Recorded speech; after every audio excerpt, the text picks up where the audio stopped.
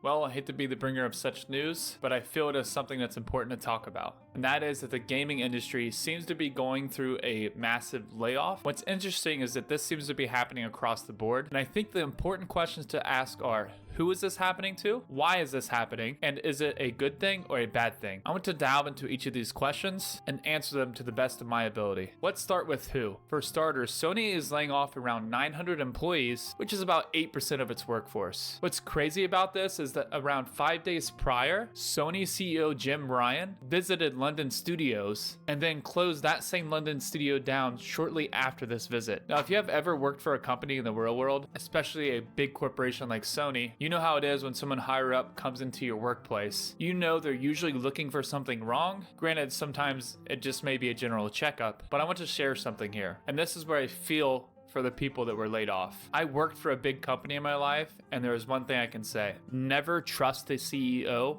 never think they care about you, and realize they're only worried about their self-interest in making money. This is from my own personal experience as someone who has had a CEO come into my workplace and do the exact same thing to all of us. Not saying everyone is like that, but more than likely, everyone is like that. So knowing that a lot of devs probably had this feeling that something was wrong when he visited, as someone who's been there, it sucks, and it's a crappy feeling. Now, these layoffs have actually affected companies such as Guerrilla Warfare, developers of Horizon Forbidden West, causing them to lose 10% of their staff. According to Video Game Chronicles, it reads, the Amsterdam, Netherlands-based studio plans to lay off about 40 of its 400 employees, sources told Dutch newspaper AD. Now you might be wondering, what does this mean for Horizon Zero Dawn? Well, they've been working on an online multiplayer game for Horizon Zero Dawn, and according to reputable game journalist Jason Schreier, when he was asked about it being canceled, so Jason Schreier was asked, they also cancel Horizon Online at Guerrilla? Jason Schreier simply replied, no. So it seems it's not among the games that will be canceled due to the layoffs at Guerrilla. Unfortunately, it doesn't stop there, because these layoffs have affected studios such as the Spider-Man studio Insomniac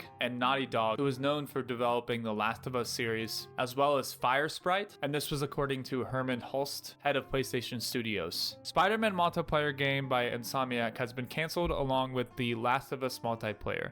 The multiplayer game that London Studio is working on is presumably dead as well. So there you have it, a multitude of canceled online games. And something else to note here is that there was a live service Twisted Metal game being developed. It's a very popular game series among the fans that hasn't seen a release since 2012. And this again was according to Jason Schreier, who tweeted, as part of today's mass layoff, Sony has canceled a Twisted Metal live service game that was in development at UK-based studio Firesprite. Firesprite will also lay off an unspecified number of people. To be honest, as an old-time fan of the Twisted Metal series, I mean, I remember playing it back on the PlayStation 1, I'm not so sure I'm upset that the live service version of Twisted Metal is canceled. I could see where it could potentially work, but it doesn't seem like the CEOs have their heads in the right place for me to trust them to make a good quality game in the first place. So I wish this was the last part of the layoffs, but it's not, because EA, the company we all love, just announced a round of layoffs as well. This was according to IGN.com. Electronic Arts has announced that it too is undergoing mass layoffs, with plans to let go of 5% of its total global staff,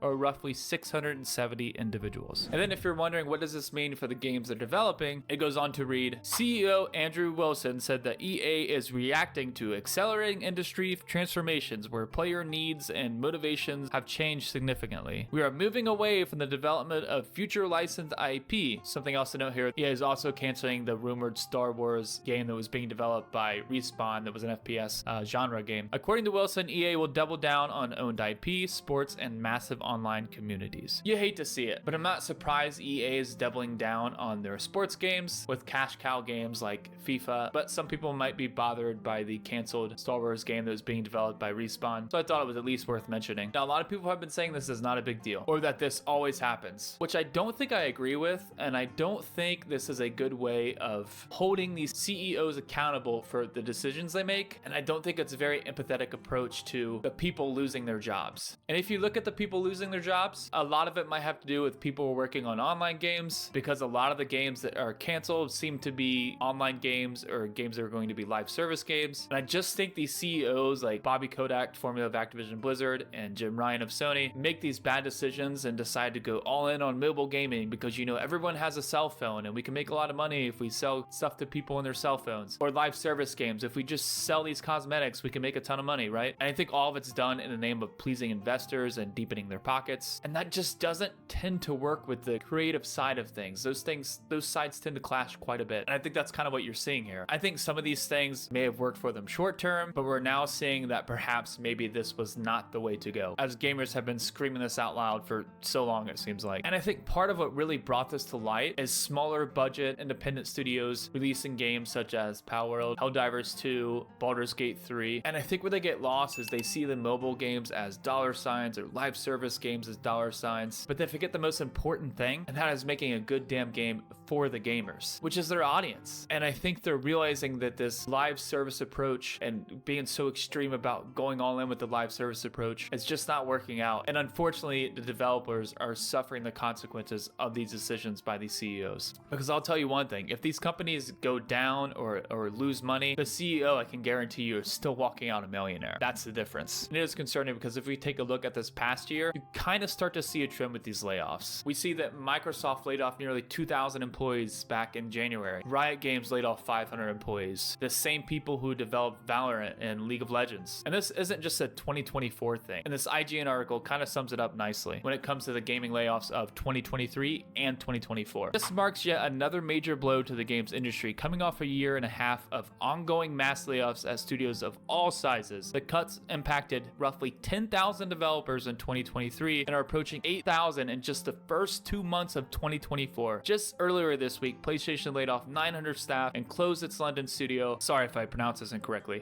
Die Gut Fabric shut down, and supermassive layoffs at 90 people, I think is what meant to say there. So I just don't think this is something that just occurs all the time, or that it's normal behavior necessarily and we should just ignore it. I think we should hold these gaming CEOs accountable to a higher standard, and my heart goes out to the devs who work so hard on these games for us gamers, and I hope they land on a new place on their feet in an environment that cultivates their creativity and their passion for making games. This is just my opinion though, and maybe I'm wrong. What do you guys think of these recent layoffs? Do you think I'm overreacting, or that the gaming world is overreacting in general to this news? Or what do you think caused the layoffs? I'd love to hear what you think in the comments below. That's all I have for today. Thank you guys all so much for watching, and I hope to see you on the next one.